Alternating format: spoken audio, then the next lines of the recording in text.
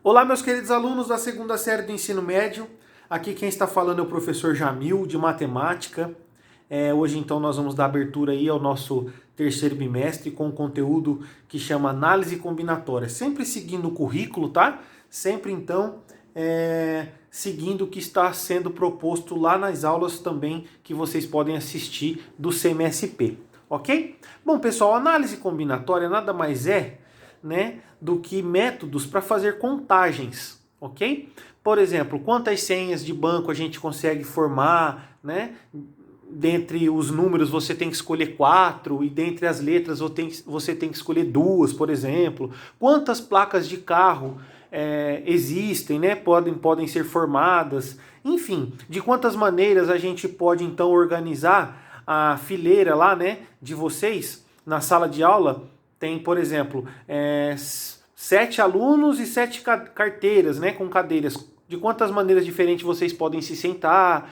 Enfim, são N situações. E a análise combinatória, ela é dividida. E a primeira parte que nós vamos aprender é o princípio fundamental da contagem, tá? Ou o PFC. Vocês vão ver que é simples, basta fazer algumas multiplicaçõezinhas aí, né? Dar uma analisada, dar uma interpretada no problema que não vai ter segredo nenhum. Vamos lá.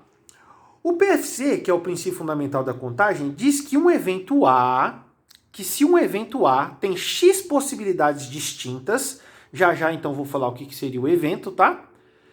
De ocorrer, e um evento B tem Y possibilidades distintas de ocorrer, então o total de possibilidades de ocorrerem A e B ao mesmo tempo seria a multiplicação, o produto entre A vezes B.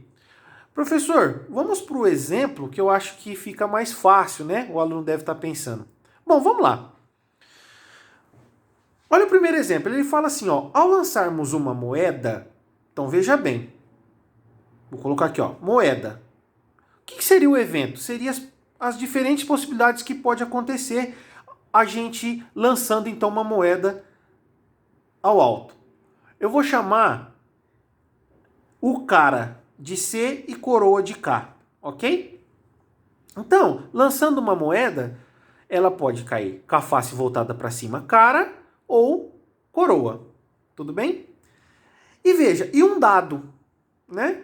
Então, se a gente lançar um dado, qual é o evento? O que pode acontecer? De maneiras diferentes. Pode cair o número 1, pode cair o número 2, o 3, o 4, o 5 e o 6, né? Então veja, no evento aqui, né, no evento A, vamos dizer assim, eu tenho duas possibilidades distintas, cara ou coroa. No evento B, eu tenho 6 possibilidades distintas.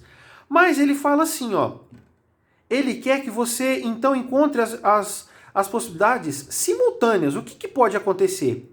Veja, pessoal, pode cair cara na moeda e pode cair o número 1 no dado. Então, ficaria assim, ó, cara e 1.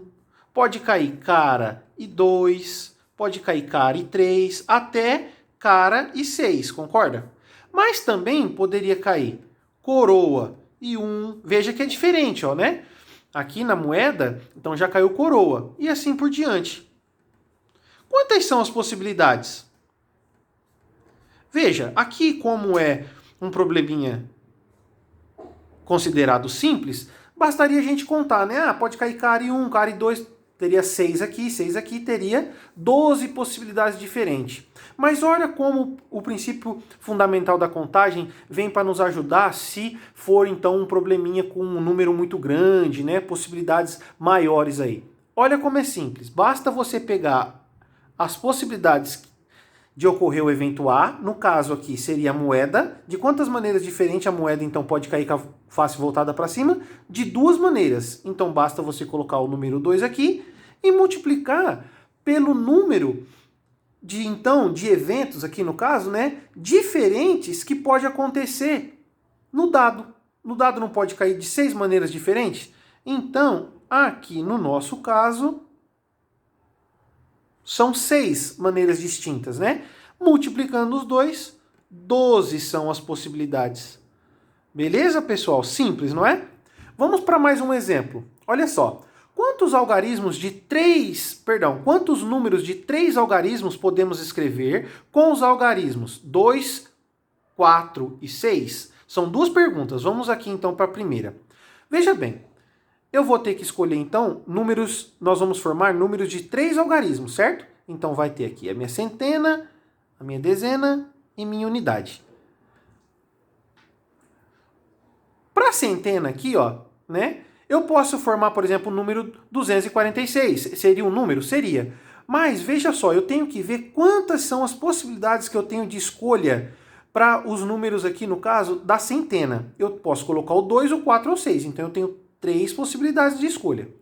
Para as dezenas, no caso, eu tenho os 3 de novo, né? Porque poderia ser o número 222. Ele não falou que tem que ser números distintos, né? Nessa primeira pergunta. Então veja bem, eu tenho o número 2, 4 e 6, que eu posso colocar aqui, vamos dizer assim, na primeira casinha.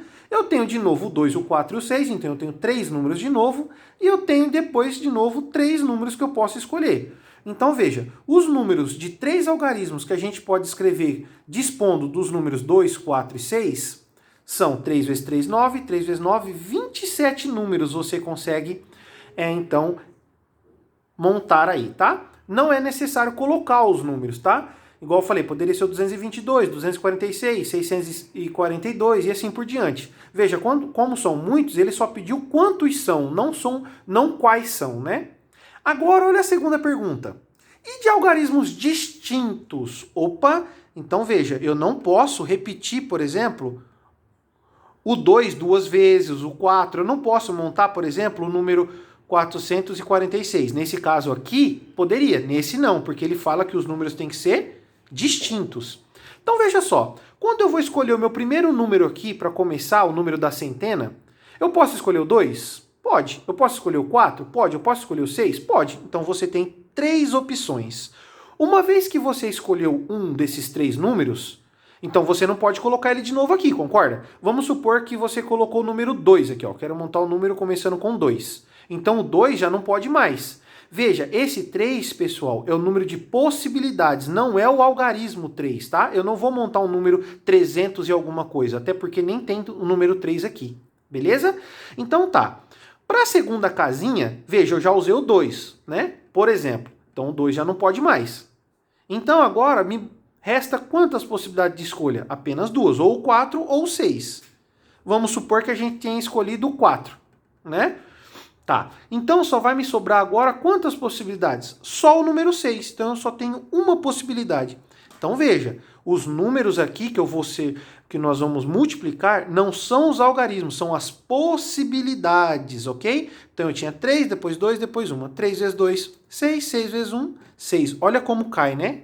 Quando não pode repetir. Beleza? Agora vamos para mais um exemplo. Quantos são os números naturais de 3 algarismos? Opa, então vamos lá. Veja, não falou distinto, nada, tá? Mas quais são os números que a gente dispõe, pessoal? Quais são os algarismos? 1, 2, o 0, 1, 2, 3, 4, 5, 6, 7, 8, 9. Esses são os números, beleza? Então veja só, quantos são os números naturais de 3 algarismos? Então vamos lá. 3 algarismos, de novo. Só que agora, veja, eu tenho, olha quantas possibilidades, né? Eu posso colocar qualquer um desses números aqui na casa da centena, por exemplo?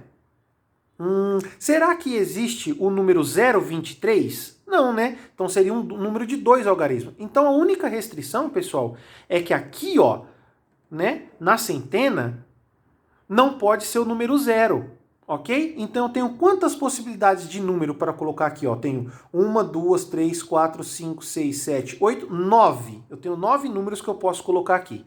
E para a segunda aqui para a dezena, para a segunda casinha minha, o 0 agora pode vir aqui? Por exemplo, eu posso colocar o número 900 aqui? Pode. Então agora não tem restrição nenhuma. Então eu tenho do 0 até o 9, eu tenho 10 possibilidades. Tá? Como não falou distintas, pessoal, na última aqui, na unidade, eu também tenho 10 de novo. 9 vezes 10, 90, vezes 10, eu tenho 900 números, tá? De 3 algarismos, sendo que o primeiro é o 100 e o último é o 999. Beleza? Vamos então agora para mais alguns exemplos que eu separei aqui para vocês. Vamos lá. Olha esse como é fácil.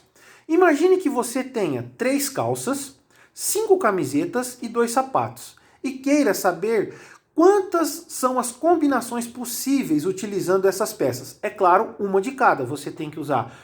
Então você vai escolher para montar seu look, vamos dizer assim. Você vai escolher uma calça, uma camisa e 2 sapatos. Mas dentre as calças você tem 3 possibilidades de escolha, né?